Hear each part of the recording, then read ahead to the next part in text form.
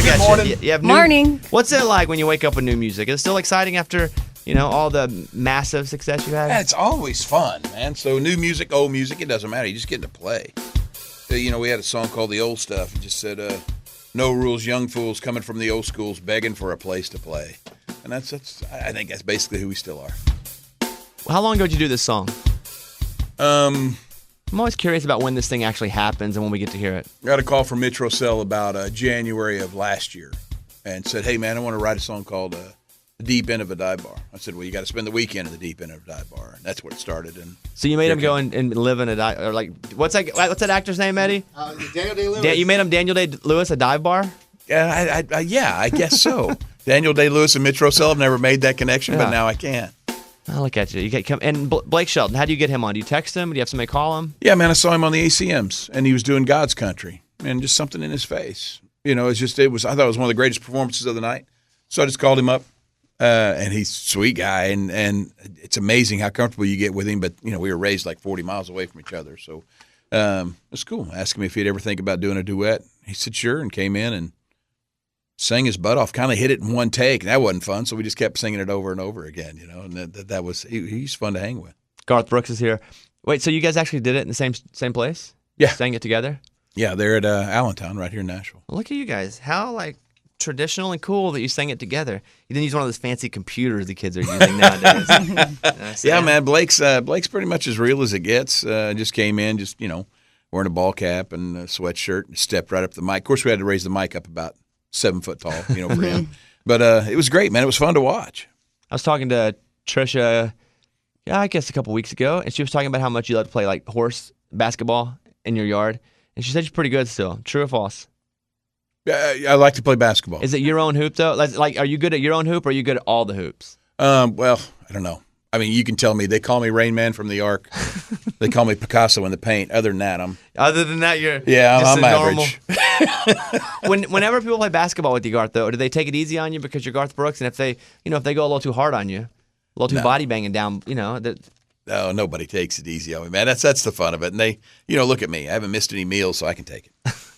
Garth Brooks is here. I have a segment that we're going to call Garth Brooks Urban Legends. And we've heard a lot of things.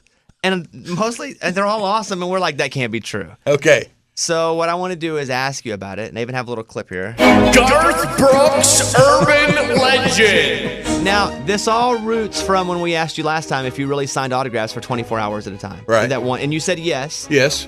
And you said if they're there waiting, you're going to be there and waiting. Well, yeah, that's the fun of it. Love it. So, because of that, we've had all these stories. The first one, in Garth Brooks Urban Legend. Garth Brooks Urban Legend.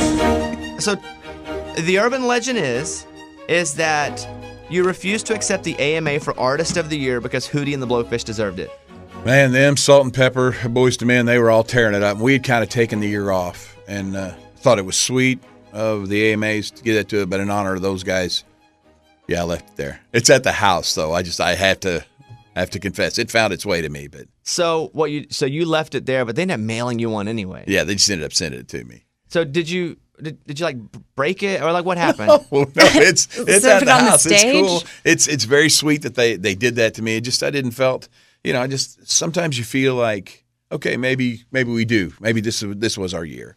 And then sometimes you're going, man, this wasn't our year at all. Somehow it was like a popular vote or something, and it might have been a time when, like country music, like always, has the largest, most loyal audience. So I felt like it got in the wrong hands that year and just kind of spoke up. And I don't know.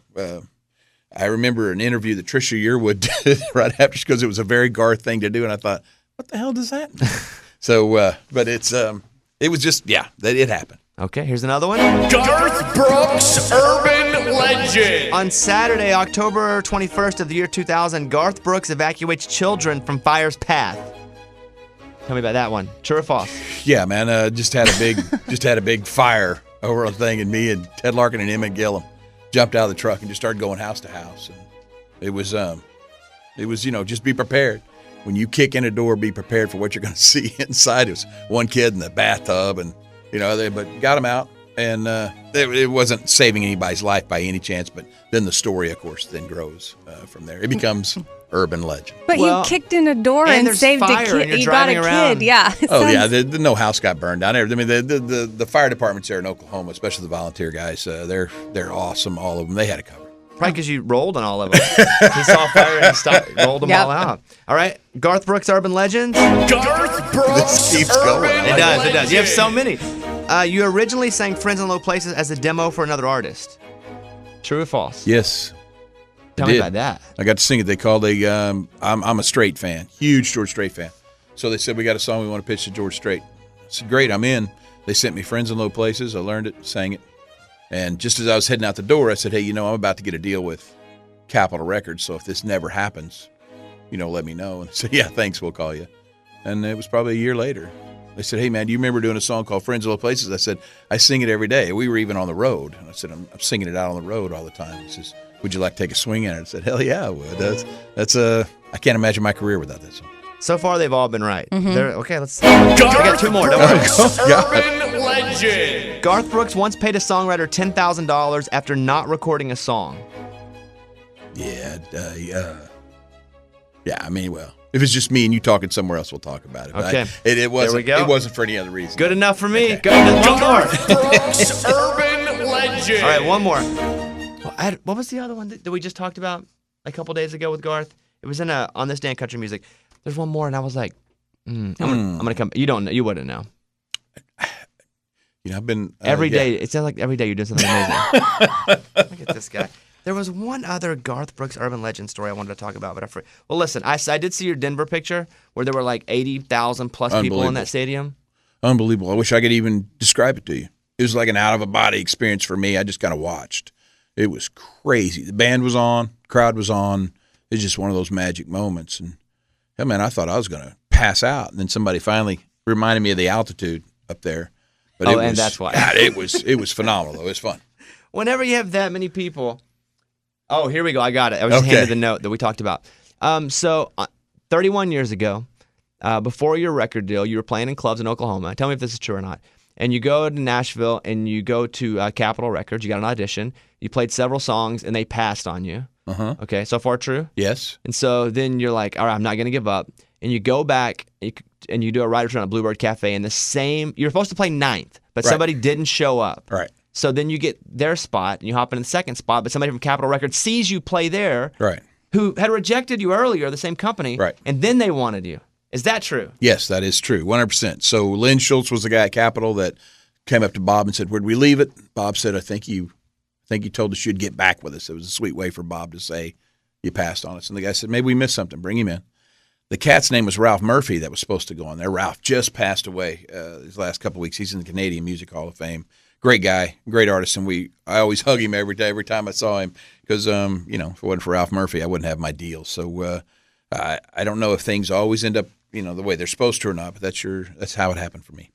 Look at this. Wow. And that's a Garth Brooks Urban Legend. 5 for true. 5. All of them. Nice yes. job. You are the. You're going to ask me if my wife was former military because she was. Did you heard that one, right? Yeah. Yeah, we all were shocked by that, even her. That's why we got married, because I was so proud she was former military, then to find out it's not true. What happened, Amy, was, and I was so embarrassed because I didn't know this about Trisha, and it said she was in the Air Force, and I was like, Trisha, I was embarrassed to bring this up because I didn't know. You was were in like, the Air Force, and she was like, that's not true. And I was like, oh, well then, because I was embarrassed. I didn't know even that was wrong. The whole thing was just embarrassing. You're embarrassed Yeah, that you it didn't was know she embarrassing. served, but then you were embarrassed that I you didn't know. actually thought she did. Yeah. I was just embarrassed all the I way can see around. that. Fantastic. And then she Googled it too, and she's like, it also says this about me here too. So let me ask you about this real quick. This fun, the record. Yeah. What's up? When's this thing what's the deal? This whole new record you're putting out. It's funny, man, how records, because of radio and stuff, you might get one single off of them and stuff. So I thought what we'd do this time is get 2 or 3 singles before you release the record. So Fun's coming this summer, and nothing like Die Bar to kind of cap off the fun for it. But it's been a blast making the record. There's songs like Party Girl on it, and it's a hard way to make Party music. Girl. Yeah. Party Girl. It's just a fun record. It's stupid fun, and so it's kind of built for the summer, built for the lake, and but what I like about it, it's going to be fun for a long, long time. All right. Garth Brooks is here. I'm going to play Dive Bar. This is the song that you've heard. I think we've played it 4 times already. About to play the 5th. People can't get enough of it. Well, it's Blake's birthday today, so don't you think it's pretty cool?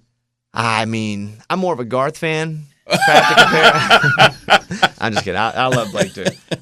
Here's Dive Bar. Garth, it's always good to see you, my friend. Great seeing you, You're man. welcome Thank you to for come in everything. these doors. By the way, next time you come, we'll be out of here. We'll be in the real studio, and we can hug all day long. I like it. We didn't get a good hug in today, but I'm all right with it. I'll fix that for you. Well, boy. All right, here we go. Here is Garth Brooks and Blake Shelton, the new song called Dive Bar here on the Bobby Bones Show.